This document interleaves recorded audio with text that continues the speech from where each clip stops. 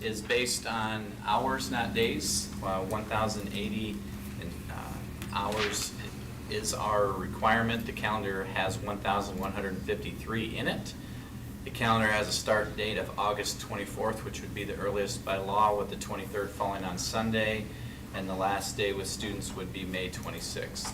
Last day with staff would be the next day, May 27th. It has a holiday break for students from December 21st until January 1st. There's also a spring break from March 15th to the 19th. Later on in the meeting, we'll approve the calendar, and when we do that, we're approving three things. We're approving start date, last day, and that it's based on hours and not days. All right. This is a public hearing. Is there any questions about the school calendar? All right, hearing none, I guess at this point we'll close the public hearing. And we'll then go to, as soon as I open it, we do have enough for a quorum. Hearing delegations, we need a motion to approve the agenda. Motion to approve the agenda. Thanks, Tom. Do we have a second? I'll second. Thank you, Laney. There is going to be one little correction. We're going to have the administrative report before the superintendent report. So that'll be the only change. If not, we're just moving the order a little bit. All right. All in favor say aye. Aye. Opposed? Agenda approved. You should also have the consent items that were mailed to you earlier. We need to, if there's any questions, and you also have an update of some invoices in front of you. Anything, comments on that? In the financials, as we usually do, look at the expenditures versus revenues. The expenditures year-to-date, 12.7 million, are about 700,000 less than previous year. We have adjusted some of our expenditures on supplies, which certainly is part of that. Revenues are 13.6 this year, comparison to 13.1 last year, 500,000 ahead. All of that's expected. Those look really good, but we still do anticipate that we will operate and finish the year with a deficit of around 500,000 as we have planned to for this year. Things look really good, probably even a little bit better than where we could be year to date, but we still are anticipating a deficit spend. A couple other things, there's always things in the news about schools and even some finance stuff, and there's a district in Iowa that took a loan from itself, it's an interloan, which you can do. For example, we could borrow money from our insurance fund and use that if we had cash flow problems. We don't have cash flow problems, so that's not an issue, but I point that out that every month we get this spreadsheet from Lisa where she reconciles all of our accounts. So these are actual dollars. We have $3.1 million in the bank for our general fund. We have $390,000 in our insurance fund, 1.7 in investments for 2.1 total. These are actual dollars, and I say that we go through these things and we all get in routine. We all get into ruts, but this is real stuff that's there, so that you can ensure are things going well. Well, you can look at our fund balances, you can look at our accounts that are reconciled every month to make sure that they are going well. If you read further into some of those schools who are in trouble, their accounts weren't reconciled every month. This wasn't information their board was getting on a monthly basis. And again, I do know we get in routines where we're used to getting this stuff, but this is what it means, and this is why you get that. So use this to help you on a monthly basis. The other one is another one of those accounts that she reconciles. This is our cash in the bank that I looked at previously. We have $3.9 million of general fund cash in the bank. Last year we had $4 million. About $90,000 difference, pretty close to the same. That's something that you can look at. This is what we had last year. What do we have this year? Why is it different? Or is it higher? Is it lower? Those are things you can use to, not just take my word for how things are going, but look for ourselves on the balances in our accounts. Any questions on that? I'd just like to thank Lisa and Joe and all that for always having that in front of us. It surely does help us as we look at our financials. Need a motion for approval of the consent items then? So moved. Thank you. Do we have a second? I'll second it. Thanks, Jay. We have a motion and a second. Any further discussion? Hearing none, all in favor say aye. Aye. Opposed? Consent items approved. This is the area then we'll move the administrative report ahead, and I believe we have Mrs. Roberts here for us. Mrs. Roberts, elementary counselor for all 3 elementary buildings, is going to talk about her programs and some of the things going on in school counseling. Hi, I got voluntold to this, and I'm really happy. So I just thought, they asked me to come and talk about the new program that I started this year, and so then I thought I would also just add in kind of what our elementary school counseling program looks like. Just for me, there's our family. Jackson graduated 2 years ago and is working at a construction company in Spencer. Colin graduates this year. Ethan's a freshman and Kennedy's a 7th grader, so we're busy with that. I got my master's for counseling at Buena Vista, and then this is my 22nd year at Algona. I taught 5th grade for 7 years, taught kindergarten for 3 years, and then this is my 12th in counseling. So it's about me. Just school counselors help all students be successful in school and life by proactively developing social, emotional, and academic skills, plus collaborating to remove barriers to their growth. Quick question for you guys. Raise your hand if you had a school counselor when you were in school. And then raise your hand if you had a school counselor in school and you actually saw them. I'm pretty sure you know what Layton's answer is. Yeah, so it's a little bit different. I'm hoping that our program here, all of our counselors are very different than what we grew up in. And most likely you called it a guidance counselor, the person that you had, and their job was a lot, mostly in high school, maybe giving you ideas of where to go to college or what that kind of looked like. Just wasn't a very strong person, I don't think, in your elementary or high schools.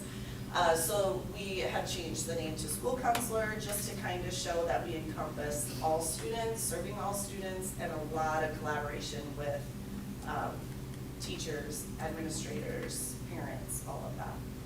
So my job, what's on my plate, I teach 18 guidance classes a week. I have 5 group think classes.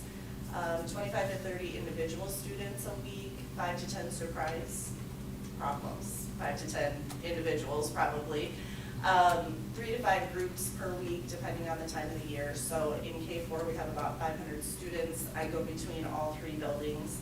I have a Monday through Friday schedule in the morning, and then I go to a 1 through 6 in the afternoon.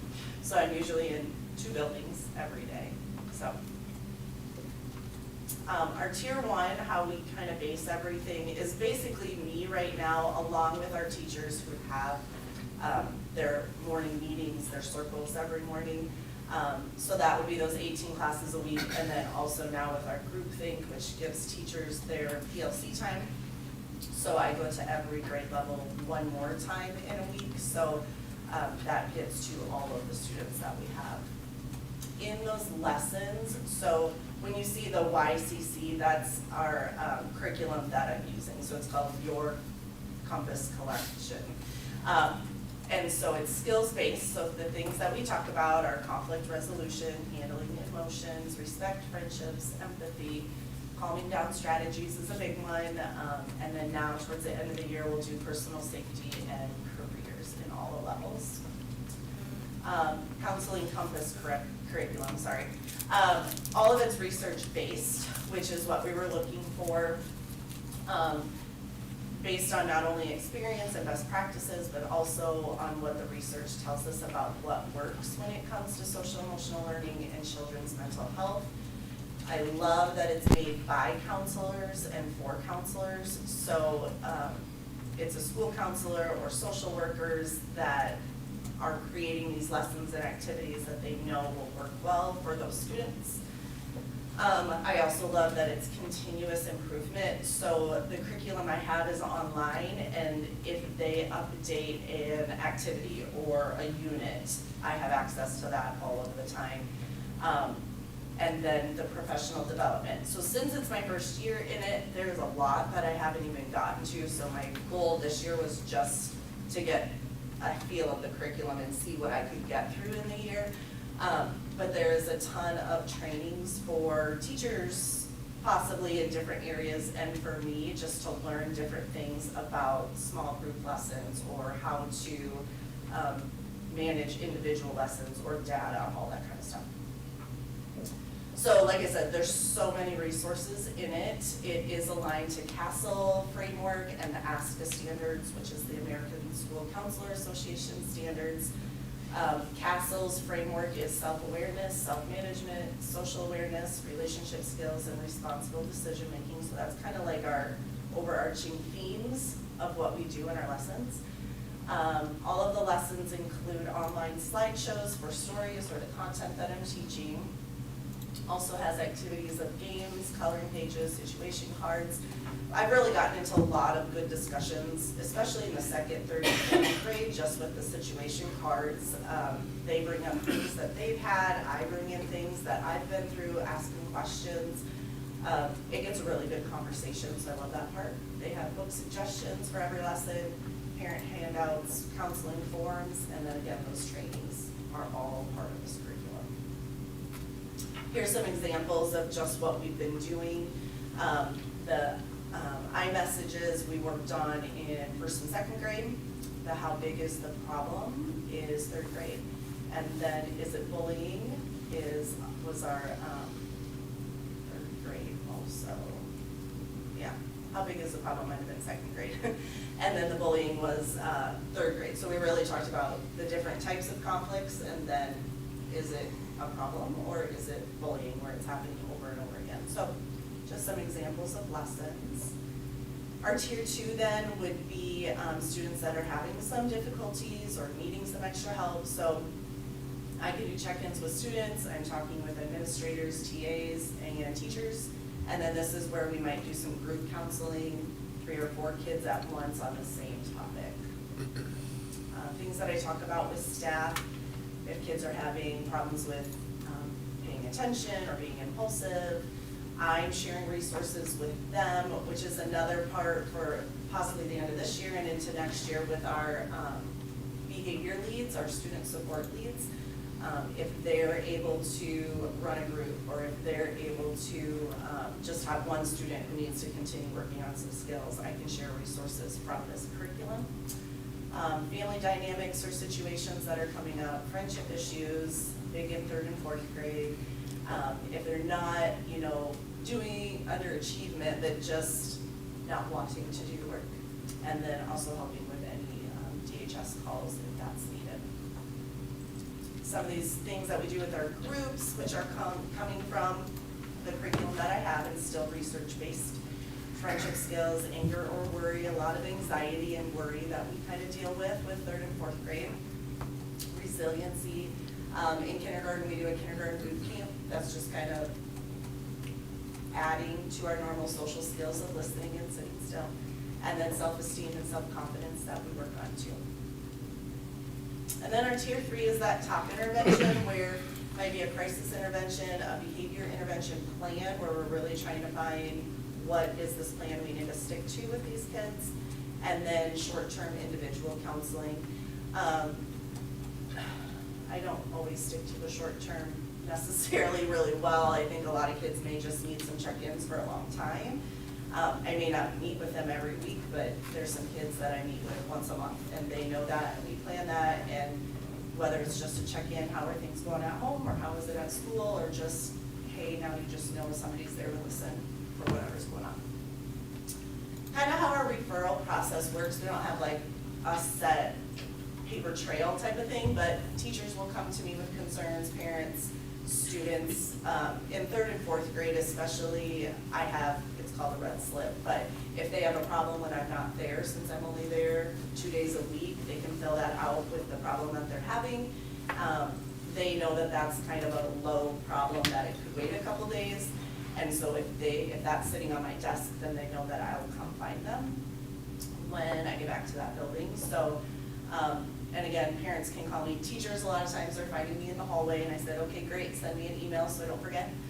And then just what I have to do is then talk to that parent or caregiver just to see what was going on, if they've got any background to it, and then hopefully develop a plan of what we're gonna work on.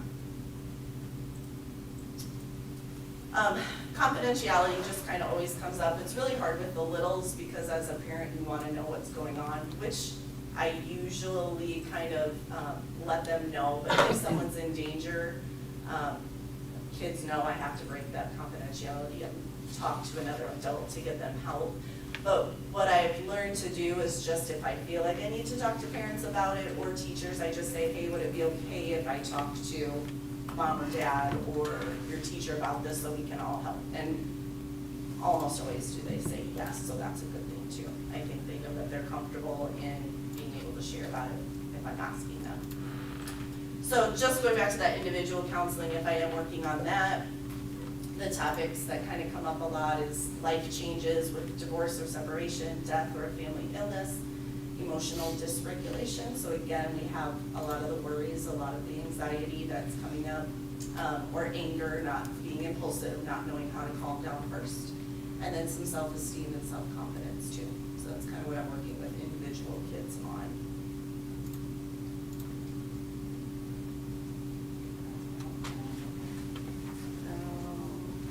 I think, no, there's not. But just kind of what my role in overall is, I always tell kids, like, I'm gonna listen without judgment. My job isn't to do the consequences necessarily, but I'm also gonna point out what's true. Like, how did this story happen? What was your role in it? What was their role in it? You know, so getting them to be able to talk about it, partnering with students, staff, and caregivers, sticking with those people, even if it takes a few tries to figure things out. Sometimes it just, the plan doesn't work the first time, so we have to try something else. And then just doing my best to help students be as successful as they can be. So that's just kind of a roundabout how the whole counseling program works along with this curriculum. I think this curriculum has been a really good addition to my program. A lot of it were things I was already maybe doing in the past, or I had gone to this site to get the lesson. Now it's just kind of all structured a little bit better, and the kids are really feeding into it. I think they really like that we have the discussions and the activities, and we go from there. So, any questions from you guys?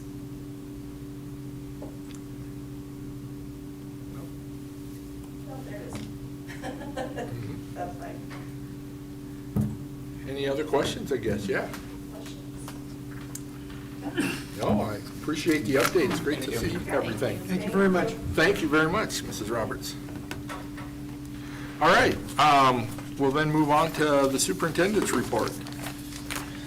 Today, we will go through the budget certification process, which is it's a big process. There's nothing we approve today. I just bring to you some ideas to get feedback on, some possible recommendations, but then also a review of the whole process. After today, on March 23rd, we have our public hearing. That was an additional date that was put in a few years ago by the legislation. We have that, and then we have a public hearing prior to our April meeting, and our April meeting is when we approve the budget. So this is kind of just putting together all the information for us to approve our budget at the April board meeting. So the certified budget is a document that shows the amount of taxes to be levied for each fund in our program, and the revenues and expenditures that we will propose for next year, any amendments that we might make from this year, and then actual expenses from last year. The taxes and the expenditures are what we certify. I'm going to talk about a lot more than that, and a lot of components that make up the taxes and the expenditures, but those are the things that we actually certify in April, the taxes and expenditures. What we will be certifying at the April board meeting, those two things, the maximum that we can spend and the tax rate. And then there's a lot more information that I'll share and during public hearings. But the only two items that are certified by the board are the maximums and then the proposed tax rate. Now, within the tax rate, there's different levies, there's different components, but we always, as a group, propose the entire rate. But we'll talk about all those different components and what makes up our total rate. When we certify expenditures, there's 5 categories: instruction, total support services, non-instructional programs, other, and then total expenditures. The property tax rate that is certified to the public as a total rate per thousand valuation. It's not certified by individual funds, although we'll talk about the management fund, and we'll talk about the cash reserve levy, and we'll talk about the PEPL rate, but we only certify the total rate. Part of this process is not just approving the rates, it's also information for you guys and for our public. And we're going to inform the public the actual revenues and expenditures for FY25, so that's last year. We're also going to inform the public of the expected revenues and expenditures for FY26, the one that we're in, but this is always a budget. You know, it's not exact, so we might have to make amendments in that we're going to spend more in a certain area, for example. And the third thing we inform the public of is what we expect to spend next year in FY27.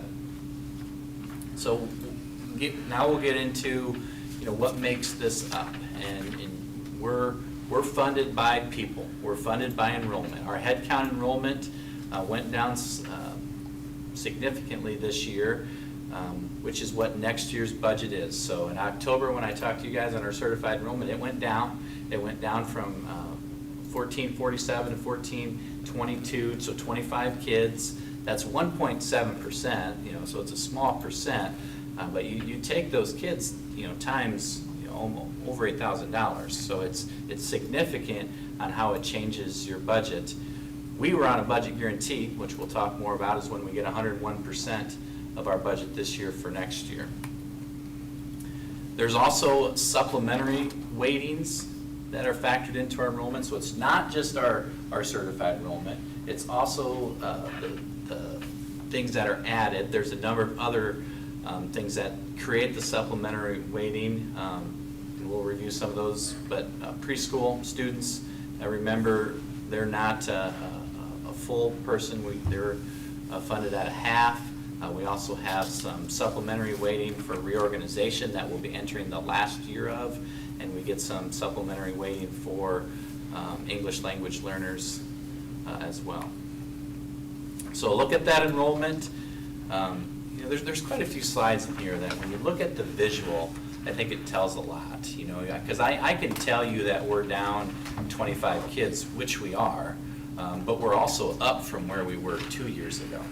And we're up significantly from where we were just, you know, 4 years ago in 2023. Now, the big difference between 2023, the smallest bar, and where we have been the last 4 years is reorganization, right? So that number was going to go up. It went up right away to 1446, and then it went down.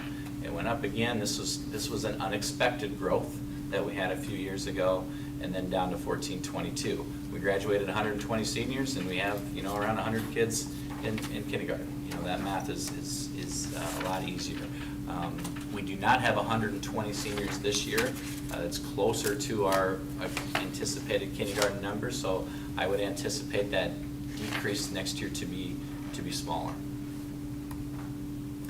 Special education weightings, again, our special education weighting is 202, so a special ed student isn't funded at a 1.0. Some are funded at a 1.74. Some are funded at a 2.21. Some are funded at a 3.7.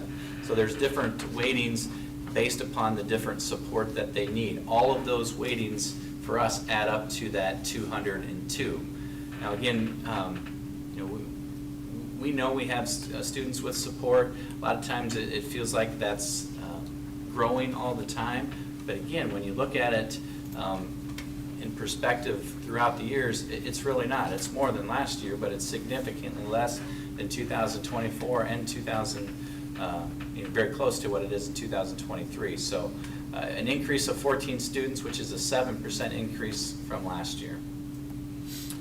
Our supplementary weighting, very, very close. This is our funding for reorganization, which is our certified enrollment minus special education times 0.1 students, which gives us this number of 155, I think is what that signifies there. A 3.7 student increase, 2.5% increase from last year. So we are entering our last year of having the dollars from this weighting, which equals about $700,000. It is in next year's budget, that's great, and our budget looks very good for next year, but then it's gone. And we've been making a lot of adjustments over the last few years to prepare for that, and we are prepared. We're prepared for that money to go away. Preschool enrollment, it's the largest preschool enrollment we've ever had in the district, increased by 8 students, 13.6%. Again, remember, these are funded at half. We have 92 preschools. I think I actually have 97 preschoolers right now, but we certified 92 in October.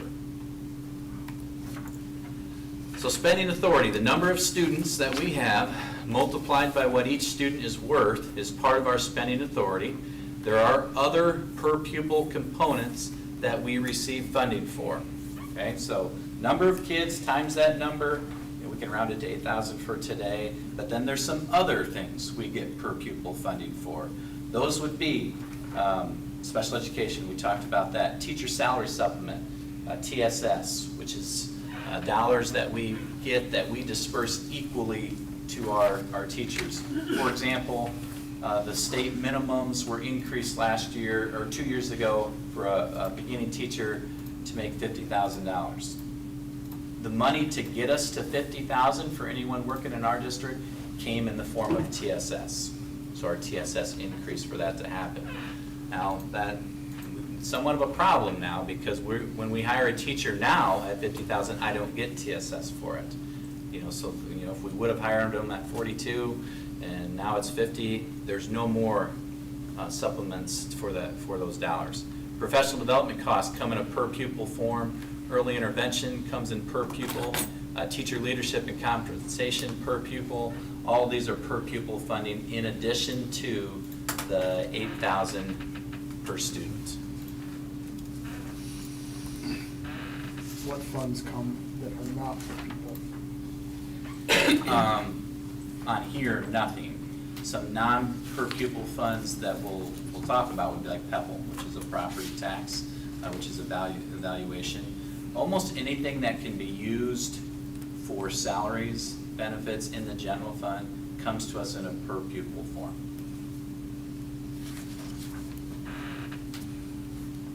Property taxes fund part of the general fund. So we start with the uniform levy. It's called uniform because uniformly across the state, everyone has the same levy of $5.40 per thousand.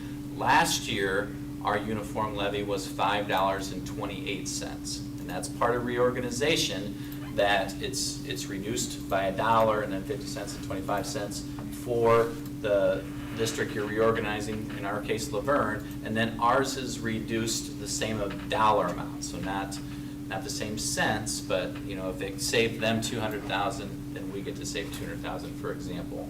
That incentive is now gone, so we will go to $5.40. So there's 12 cents of an increase right there. We have no control over that. That just happens.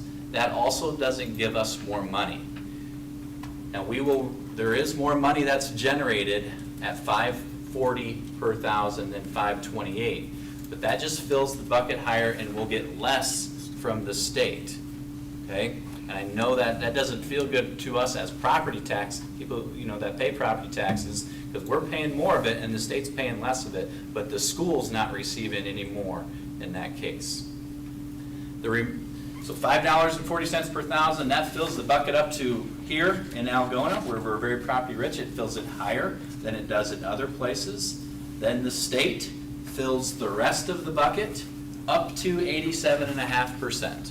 So our bucket is filled to 87.5%, and the last 12.5% is made up by the additional levy, which is, again, that's a local property tax. So $5.40 per thousand, And we plus have- the and we have last. no control over 540. We have no control over 540, we have no control over the last 12.5%. And I'll get to what that generates for us here in a minute.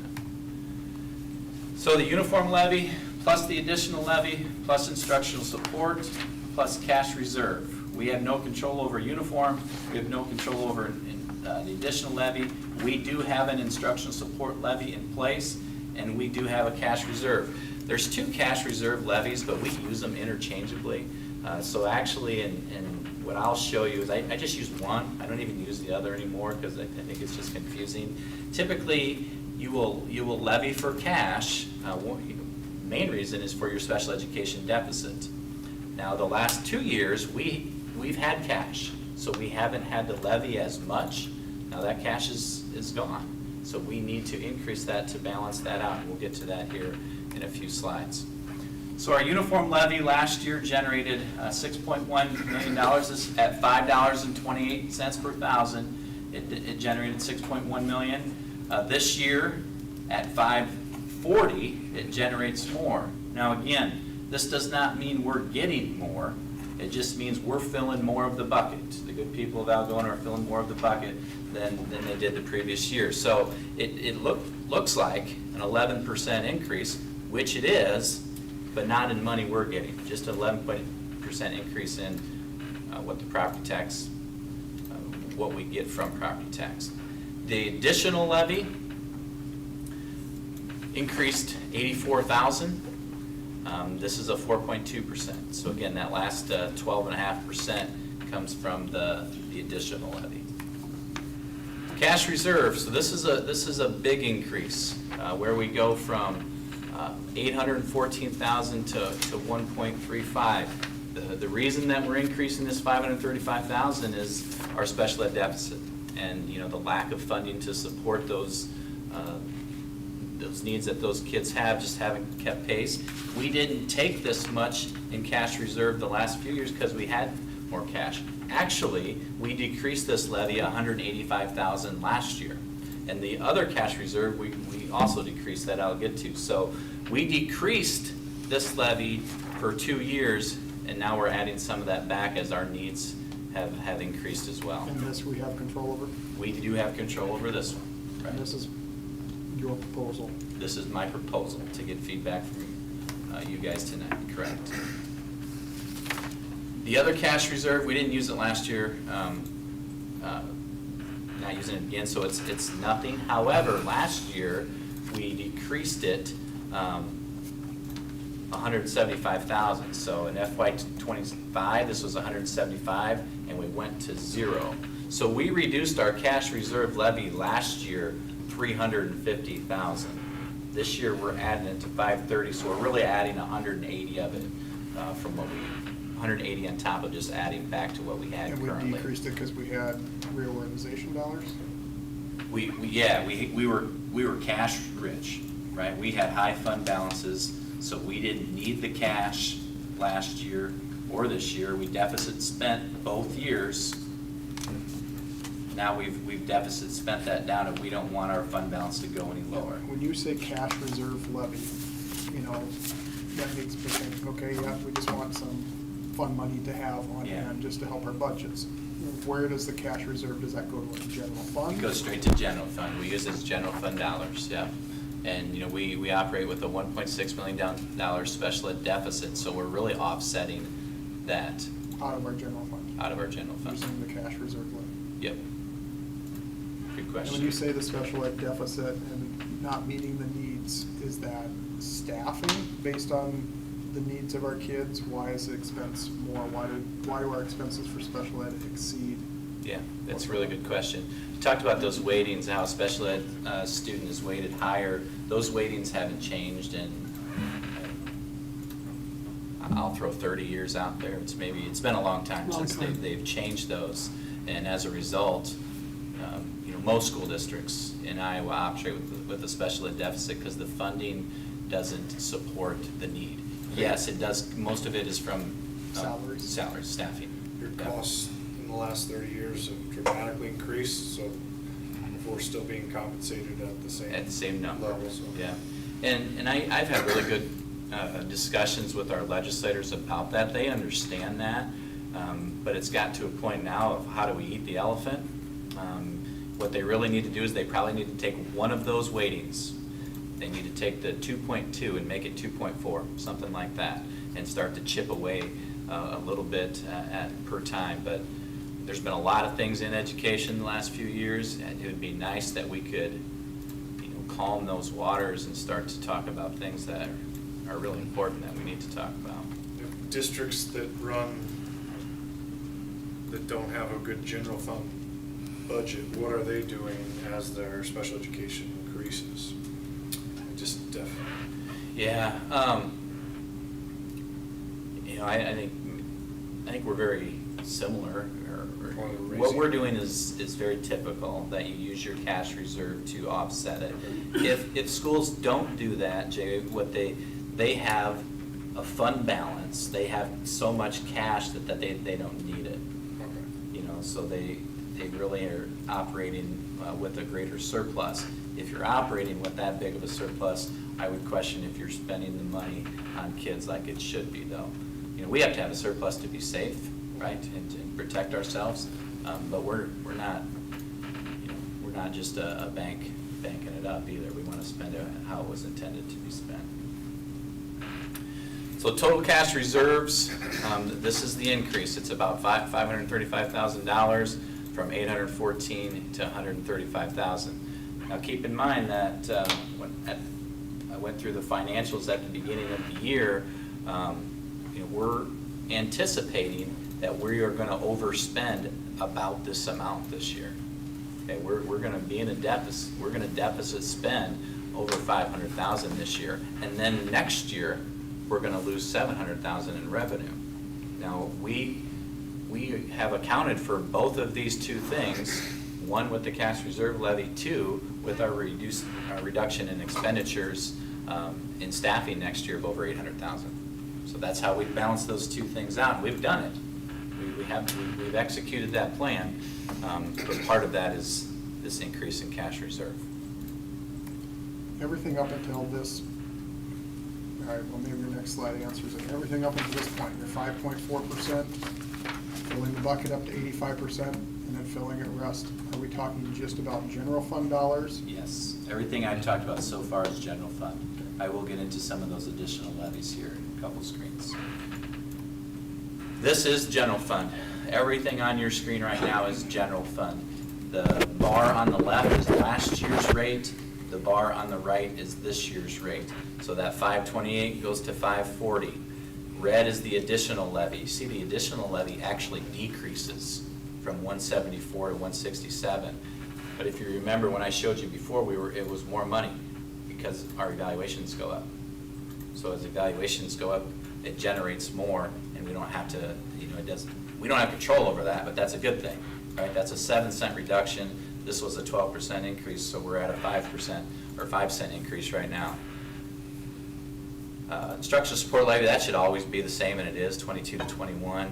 And then the cash reserve increases from 69 cents to $1.05, so that's the 35 cents there.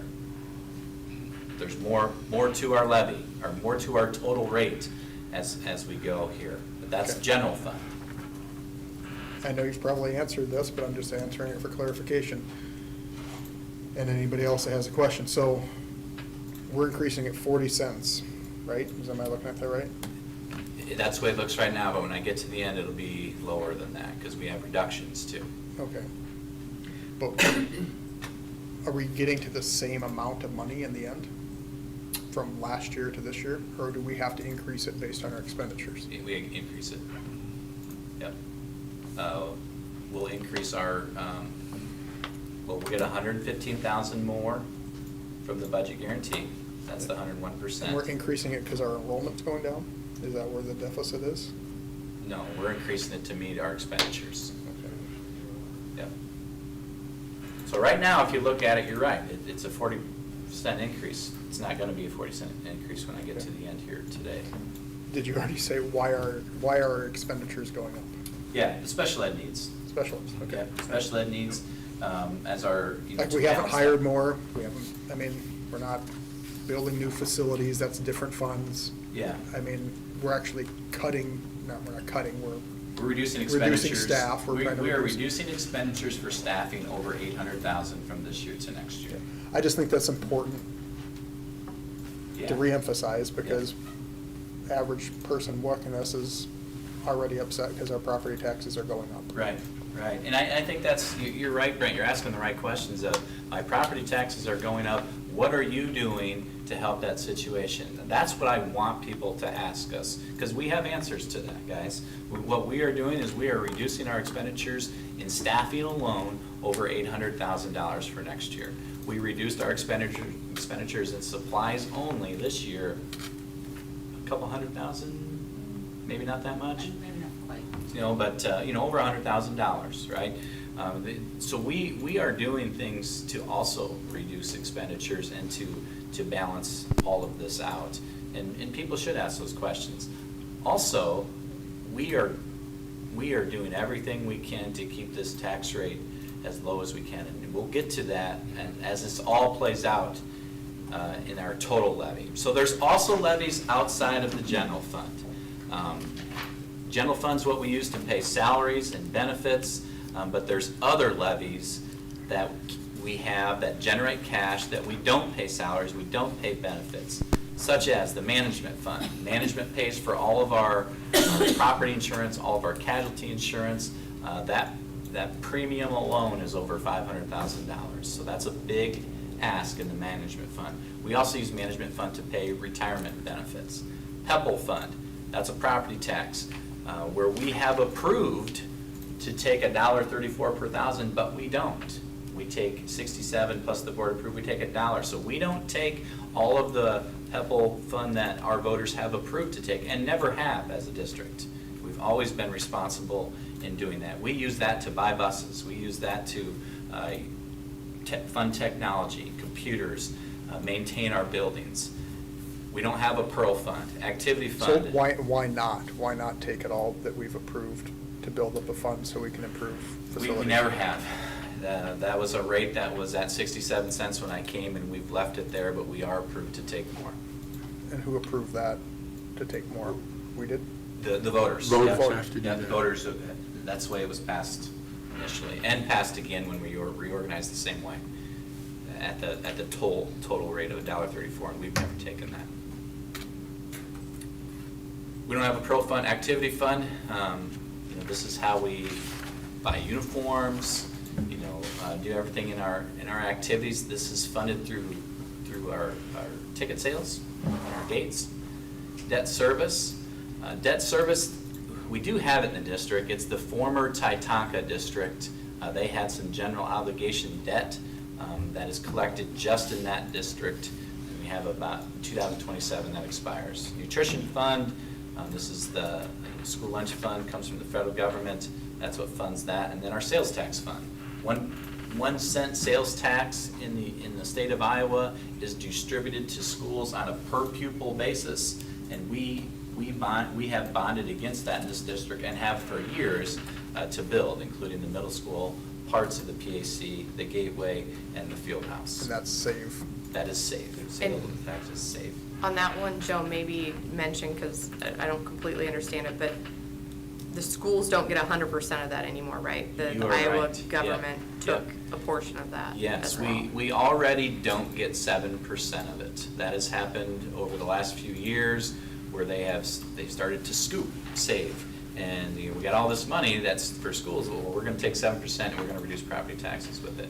There's also proposals out there in the legislation right now to scoop more of that. One proposal is to scoop 30%. At 30%, we default on our loan. We don't have enough to pay our loan. I don't think that'll happen.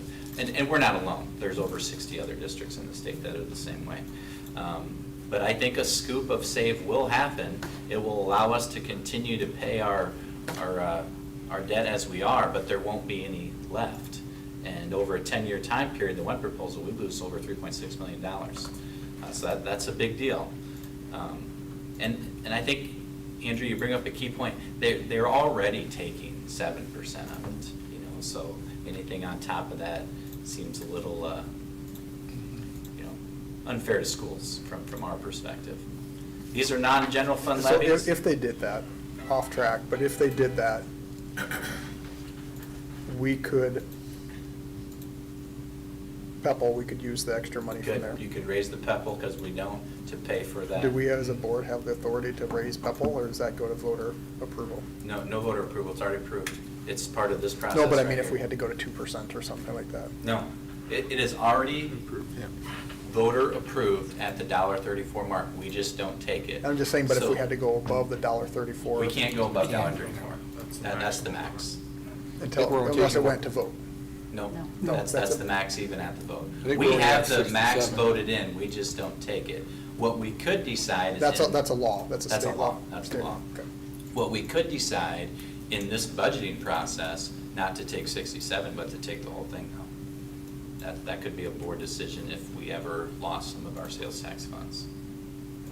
I don't have that in this budget, and I wouldn't recommend. It's not gonna happen, though. We talk a lot about sales, or about all the property tax reform ideas. They have slowed because it's really tough to come up with ones that don't hurt certain groups, whether it be schools or cities or. Yeah, because you can give relief to elderly above 65, but then everybody else pays it. Right. I mean, it's, Because none of those are changing the total dollar being. yeah. Somebody taken else in. is gonna pay it. Just someone else is paying it, right. Certified budget, listed on the next slide are the amounts the district is certifying. So, in instruction, 17.3 million, 8.8 in total support. You see big differences in last year's other, from 18 million to 3 million. That's the field house, and actually it carries over for a couple of years there. All of that expenditures none of that expenditure will be in next year. So a total rate of 1022. I'll talk more about that here, right here. So I think this is a really good thing for us to look at. So in the far right-hand column, the blue column is that 1022 that I would propose and ask you guys to think about. Last year was 997. Year before was 999. Year before 997. So these are the reorganization incentive years, right? That's why it's lower. Prior to reorganization, our rate was 1063.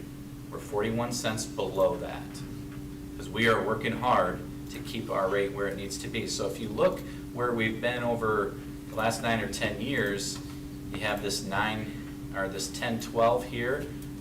18 Yeah, this is, I think you almost got to throw the reorganization ones out the window, because we were getting incentives to do that.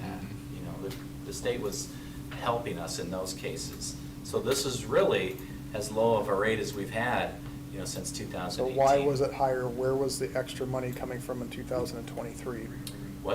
It came from the state. We paid less, more came from the state. Back to our bucket analogy. The good people of Algona were putting less in because our uniform levy was Yeah. lower. That's the incentive to reorganize. No, I know that in 24, 25, and 26. I'm talking about 2023. That was our Oh. budget deficit, and we had to make it Our up. cash reserve was really high then. Our Cash management reserve was what? really high. So we were levying more money. Yeah. Based We've on- reduced all of those things because we had the cash to reduce them. And we had that conversation as a board with the Yeah. forecast, knowing that, you could maintain it, so you don't have to see this big jump, Yeah, right? You sure. could have maintained at 1063 through those 3 years, but we made a decision Yep. as a I board remember. to give that back, to not take that money, because we didn't need it because of reorg. So You're we're back exact- to a point where You're exactly right, We Andrew. In need it this again. meeting in 2024, we talked about, we're going to reduce this, but it will have to go back up when the incentives go away. We talked about that, but we felt that was the right thing to do for our people. We still think it was the right thing to do. absolutely. I will point out the obvious, though, even though the rate's lower, if valuations are higher, people are paying more, correct? But the school's not taking more. Just the buckets get filled more Yep. by local property Yep. taxes than by state aid. And that's just the funding formula for, Yep. for Yep. schools. For schools. Yep. So if you look at what makes this up, this probably answers your question. And we don't have any control over evaluations. We don't. No, we don't, no, Yeah. no, But you're no, right, I'm just, we are, people are, we are. just- No, because I'm just having a conversation. I'm not arguing, I'm just- People that'll ask Brent, this questions. answers some of your question.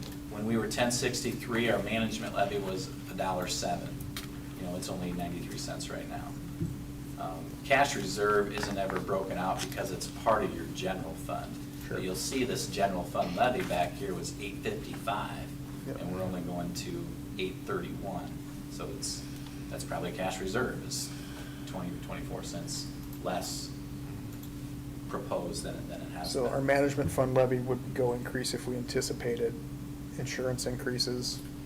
Yeah, it's close. I think Lisa would probably want me to increase it right now. Because We'll be fine. do we pay health insurance for our employees out of management fund? No, only for retirees, Okay. only retirees. So, you know, we're gonna go on year, or is that next year, year 10 of the first time? No, next year's year 8 of the first time we put one in place since I've been here. When we get to year 9 to 10, people drop off. So there'll be less of them every year. And when they get to 65, they drop off, although there's still some expense if they're within the 10 years. So in the mail, you're going to be getting something that looks like this. I know this is hard to see, but here's a couple key points from this. This talks about our hearing on March 23rd at 5 p.m. This is the big number I would encourage everyone to look at. Our increase is 6%, okay? You know, that's what that is, going from 989 to 1022. This is also something that I know happens, that through this process tonight, you know, I'm saying 989 here. I've also said 997 at times, because remember, the program blends our 3 different rates into one. So sometimes I'm using averages, sometimes I'm using specifically Algona. This year will be the first time that Laverne, the former Laverne and the former Algona have the same rate.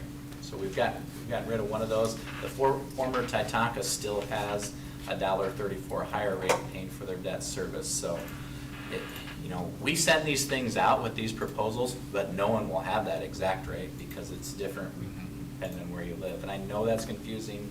It's just when you're part of a reorganization, the reality of it. Couple other things in here. This middle column, I believe, is incredibly misleading. It says that if there was no change in property tax dollars levied, your rate would be 916. There is more property tax dollars levied, but the school doesn't take more. There's just less coming from the state. So I think that's a really misleading column when you're talking about school finance, because of the formula that involves property taxes and state aid.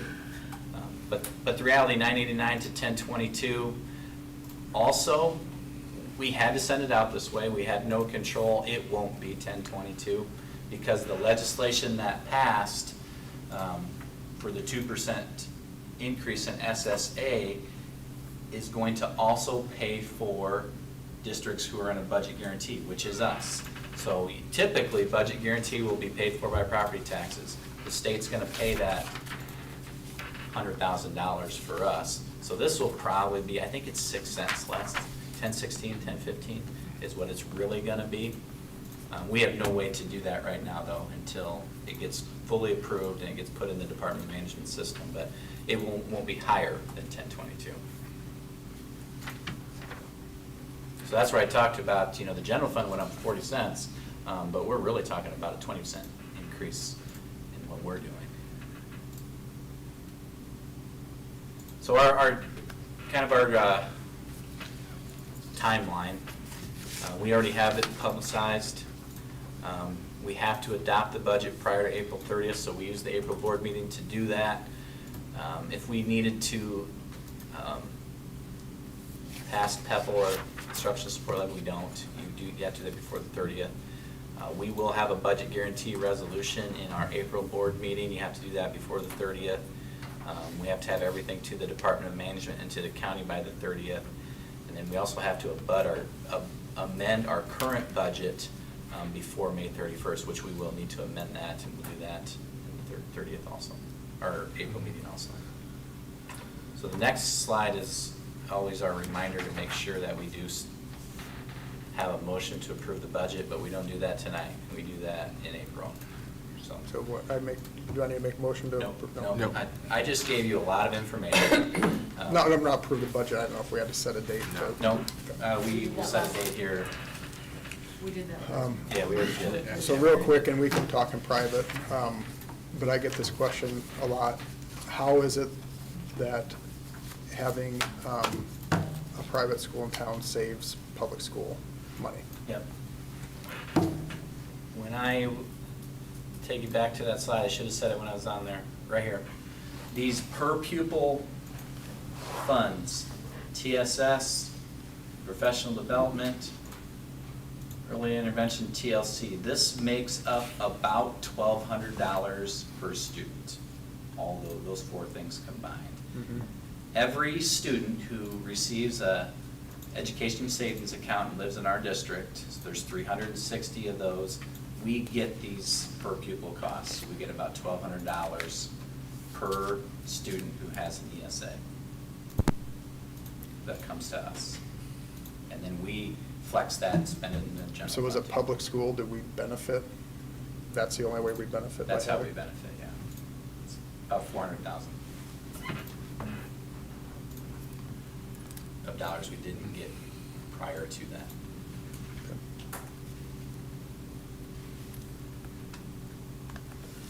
So no motion tonight, that's all information for you to give me feedback as we work to certify our budget at the April board meeting. We do have another meeting March 23rd at 5 o'clock, which is a public hearing for people to come and ask us questions. And we want them to, right? We want people to be informed of what we're doing, why we're doing it, and how they're impacted by that. So we encourage that. Then we'll have a public hearing prior to the April board meeting, and then I'll recommend a budget to be certified at the April meeting. The 23rd is the date we've already approved. Will we have enough for a quorum? Are we going to have everybody? I don't think I'm gonna be able to make that. Okay, so you might not be able to. I will be here. I'll be here. Okay, there's two. Tom? Okay, it sounds like we'll get at least a quorum. Should, but, 5 So o'clock. 5 o'clock. It's 5. 5 o'clock. If we ran into a major problem, we could Zoom someone in, okay. and that could even be over phone. Yeah, if that I would- should be able to. Okay, I just want to make sure we're going to have a quorum that night. 'cause we've Reminder got it on that set. day. We will. I'll send out reminders. Okay. All righty. All right, any other questions before we move on to And that's a old fairly business? short meeting, right? Like Yep. a couple Yeah. minutes. Well, you guys, we have not had a lot of visitors in the past, a few, and we've had great discussions with those few who have come in, and we will again, but just Sure. All right, sounds like we've had great discussion, good questions, but I think we're ready to move on to old business. Looks like we're approving the second reading of board policies. got a few board policies in here, some kind of random series, just some things that need updated to match the ACSD recommendation. No change in policy for any of these, just wording revisions. So I recommend those revisions. Motion to approve? Thanks, Second. Brett. All right, we have a motion and a second. Any other discussion? Hearing none, all in favor say aye. Aye. Opposed? Second reading's approved. Looks like we need to set that budget hearing for. Yep, and I will point out that typically we'll have a first reading at this point in the meeting. We don't, because we're just all caught up right now, which is really good.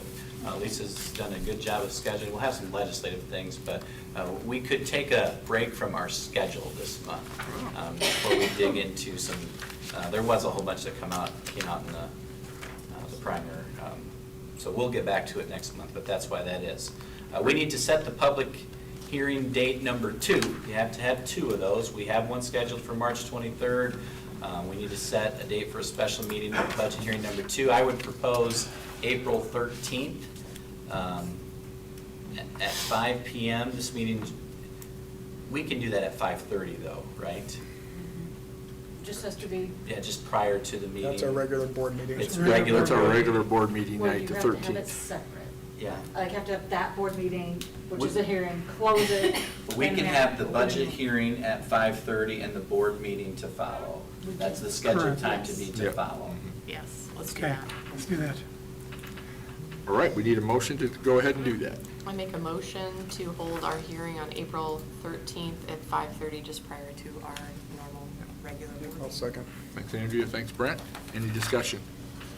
Hearing none, all in favor, say aye. Aye. Opposed? Budget hearing set. Morningside contracts. Yeah, Morningside University, they've been a collaborator with us for many years. This is a contract so they could have student teachers in our building for next year.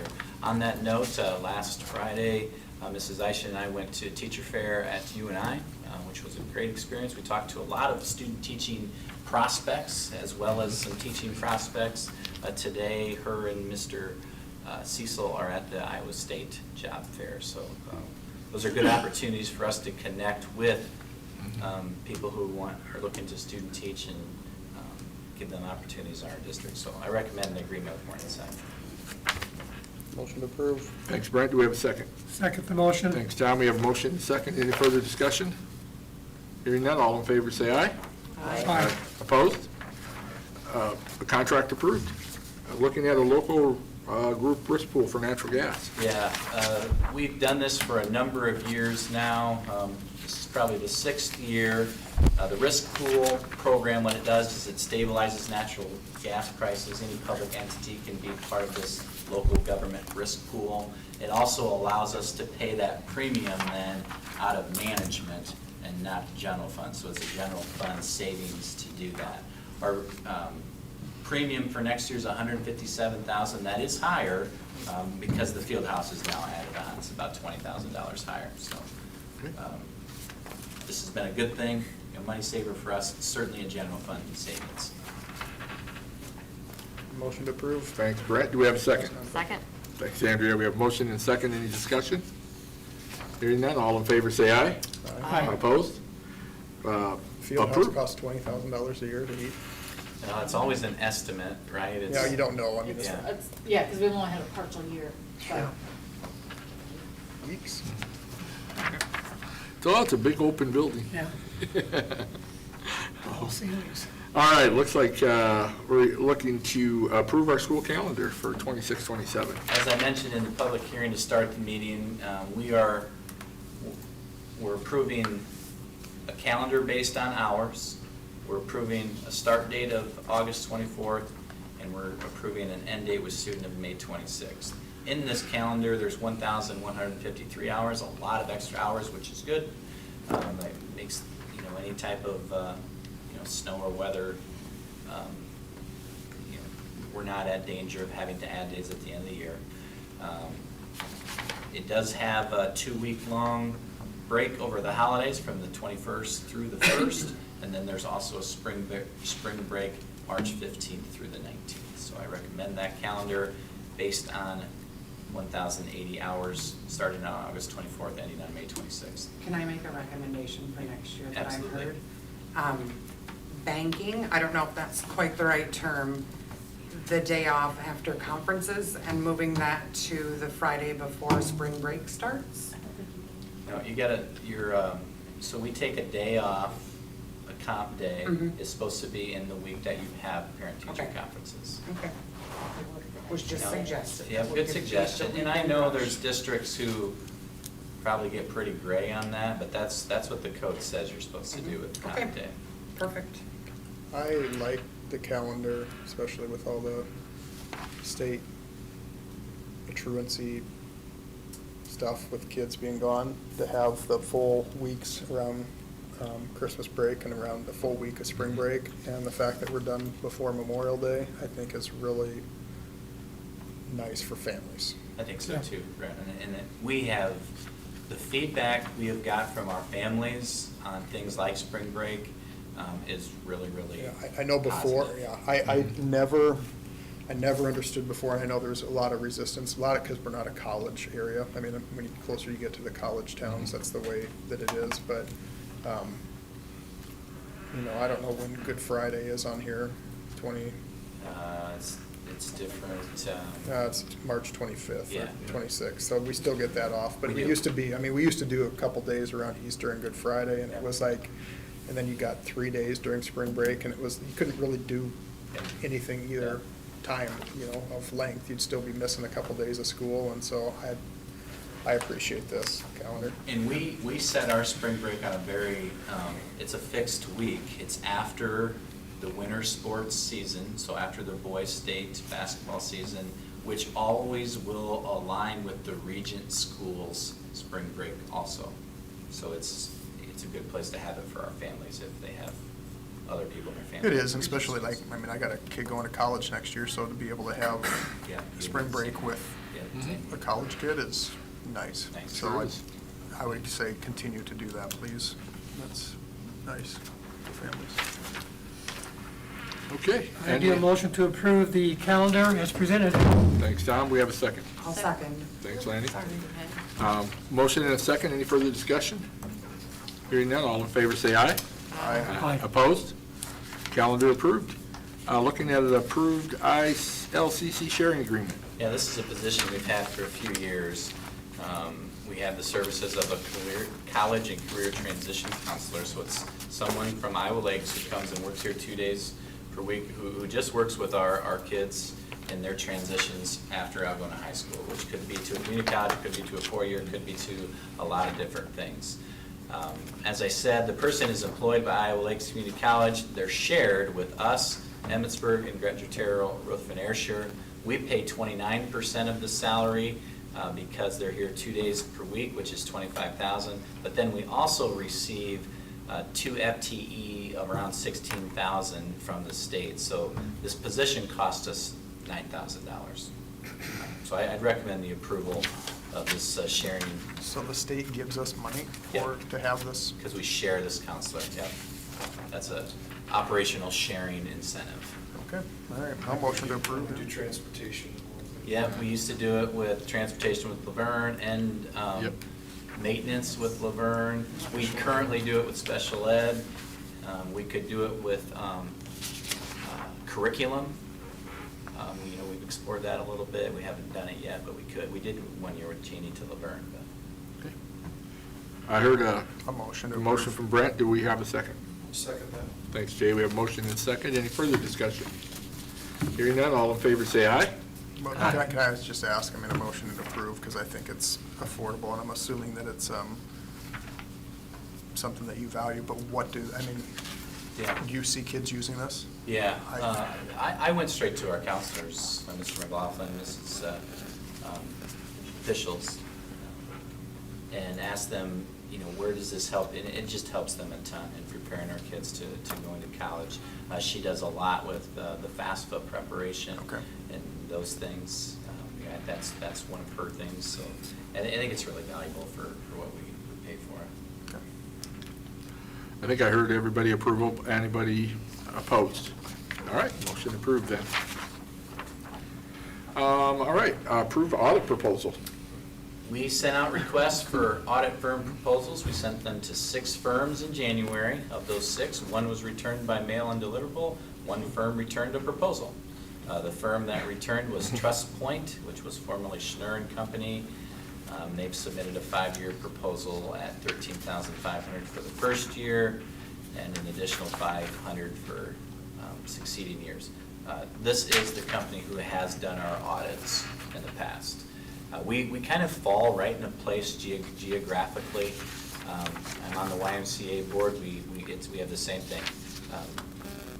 We're just far enough away that people don't necessarily want to come from Des Moines to do the audit here. But this firm is out of Fort Dodge, so they're very willing to come here and spend a few days. And we have to do this by law? This is a, yes, requirement by So law. we're basically stuck approving this, because this is the only one we got, right? Correct. Okay, I'll motion to approve. And I think they've done a nice job for Yeah. us Yeah. as They do a good well. Yeah, they do. They do a very good job. I wasn't implying that they didn't do it. No, but I'm just saying, I'm they, just saying that Yep. This beggars one can't be option's choosers. gonna be really good. Yeah. Well, we do have a motion for approval. Do we have a second? I'm sorry.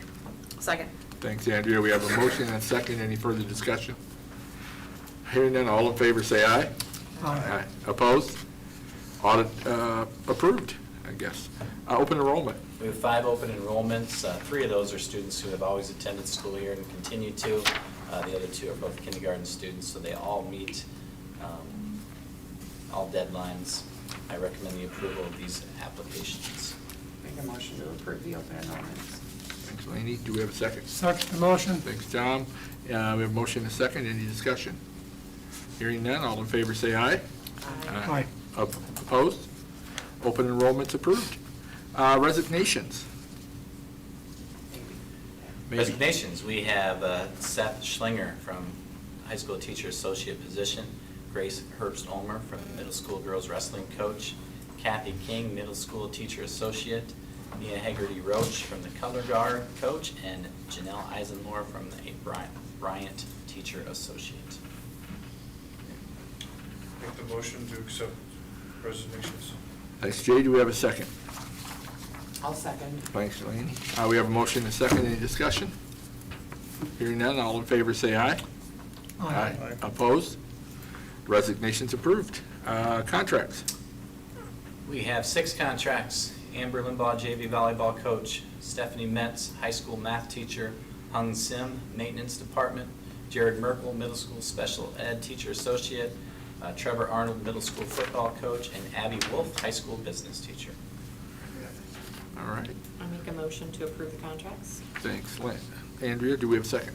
I'll second. All right, Laney. We have a motion and a second. Any further discussion? Hearing none, all in favor say aye. Aye. Opposed? Staying.